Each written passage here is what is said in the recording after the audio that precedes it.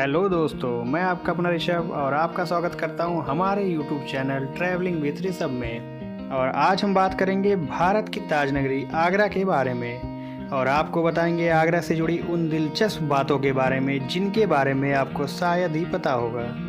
तो चलिए जानते हैं आज हम ताज नगरी के नाम से जाने जाने वाले आगरा के 10 सबसे खूबसूरत स्थानों के बारे में। नंबर 10, ताज म्यूजियम। आगरा में जिन पर्यटन स्थलों पर भीड़ उमड़ती है उनमें से ताज म्यूजियम एक है। यहाँ मुख्य रूप से विद्यार्थी और ताजमहल के सदस्यार्थी आते हैं।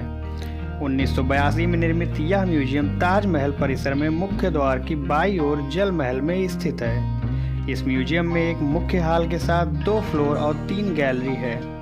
म्यूजियम में 120 तरह की प्रदर्शनी लगाई गई हैं, जिनमें मुख्य रूप से पांडुलिपियां, लघु चित्र, शाही आदेश, शस्त्र, रसोई के बर्तन, सजावटी नग और मुगल काल के आगरा में सिक्कों के टकसाल की अनुकृति को प्रदर्शित किया गया है। यहाँ ताजमहल की अवधारणा और निर्माण से जुड़ी कई पांडुलिपियां और महत्वपूर्ण दस्तावेज भी प्रदर्शनी के लिए रखे गए हैं। नंबर 9, अंगूरी बाग। शाहजहां ने 1637 में अंगूरी बाग या गार्डन ऑफ अंगूर का निर्माण किया। इसके केंद्र में एक फव्वारे के साथ एक संगमरमर का पक्का मंच था और बगीचों को जटिल ज्यामितीय पैटर्न में डिब्बों में विभाजित किया गया था। जैसा कि नाम से पता चलता है, यह उद्यान साल भर अंगूर और फूलों की सबसे अच्छी फसल के लिए जाना जाता था। यह शाही महिलाओं के लिए स्वर्ग उद्यान के रूप में बनाया गया था और उनकी पूर्ण गोपनीयता को सुनिश्चित करता था। Number 8, dolphin water park. Dolphin water park अपनी यात्रा 2002 से शुरू की और मजे और भोजन के लिए समर्पित 14 एकड़ भूमि में फैल गई। डॉल्फिन वाटर पार्क में बच्चों और वयस्कों दोनों के लिए कई स्लाइड्स, रोलर कोस्टर और मज़ेदार साधन मौजूद हैं। डॉल्फिन वाटर पार्क उत्तर भारत का सबसे बड़ा वाटर पार्क है, जो रनकुटा में नेशनल हाईवे पर आगरा सिटी के बाहरी इलाके में स्थित है। पार्क सभी पर्यटकों के लिए कभी न खत्म होने वाले मनोरंजक अनुभव प्रदान करने के लिए फर्स्ट एड, लॉकर सुविधा और सुरक्षा मापदंडों जैसे सभी बुनियादी सुविधाओं को बनाए रखता है। नंबर 7, जामा मस्जिद। आगरा की जामा मस्जिद एक विशाल मस्जिद है जो शाहजहां की पुत्री शहजादी जहां आरा बेगम को समर्पित है।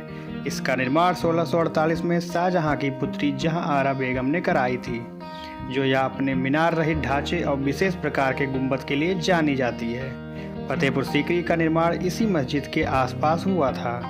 जामा मस्जिद से सूफी शेख सलीम चिश्ती की मज़ार पर नज़र पड़ती है, जो कलाकारी का अद्भुत नमूना है। पूरी जामा मस्जिद खूबसूरती, नक्काशी और रंगीन टाइल्सों से सजी हुई है। बुलंद दरवाजे से होते हुए जामा मस्जिद तक पहुंचा जा सकता है। नंबर 6, अकबर का मकबरा। अकबर का मकबरा 119 एकड़ में फैला हुआ है।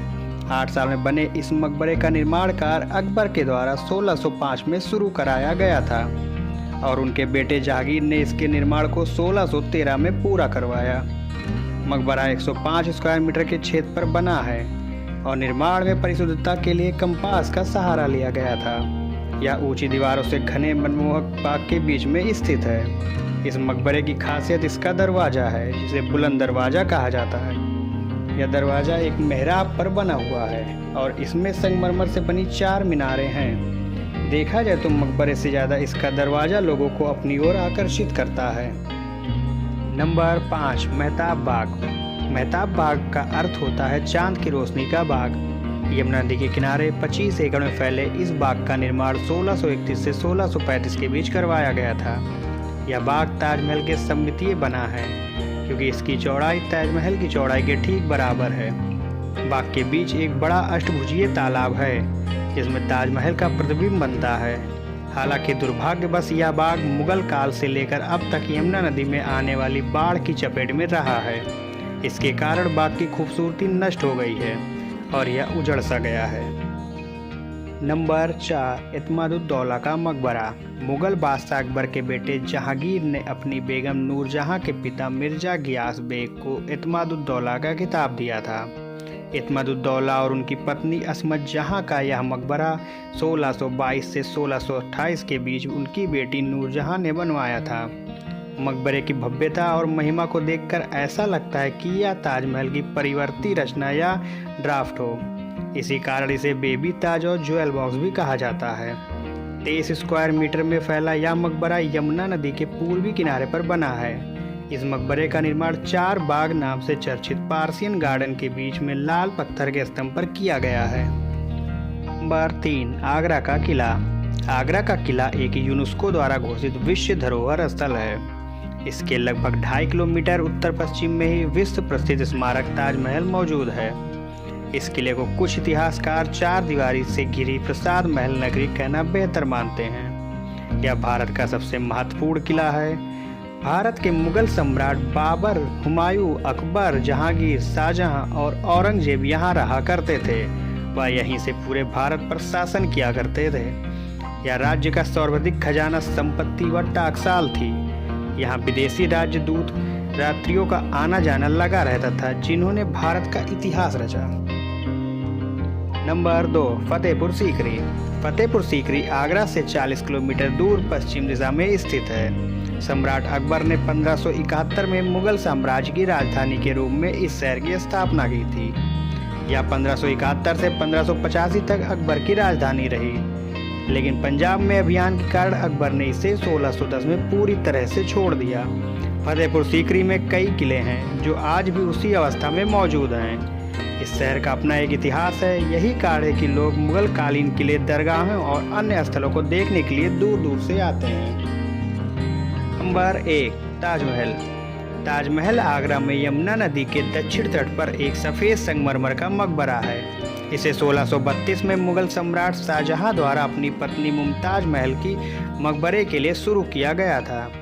यह मकबरा 42 एकड़ भूमि में बना हुआ है, जिसमें एक मस्जिद और एक गेस्ट हाउस शामिल है। ताजमहल प्रत्येक वर्ष 20 से 40 लाख दर्शकों को आकर्षित करता है, जिसमें से 2 लाख से अधिक विदेशी होते हैं। अधिकतर पर्यटक यहाँ अक्टूबर, नवंबर व फरवरी के महीने में आते हैं। यह 7 अजूबों की सूची में भी आता रहता है। अब यह आधुनिक विश्व के 7 अजूबों में प्रथम स्थान पर है।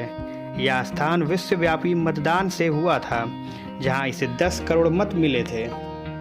यदि आपको हमारा यह वीडियो पसंद आया हो तो हमारे चैनल को सब्सक्राइब करें और वीडियो को ज़्यादा से ज़्यादा शेयर करें, कमेंट करें और लाइक करें। धन्यवाद।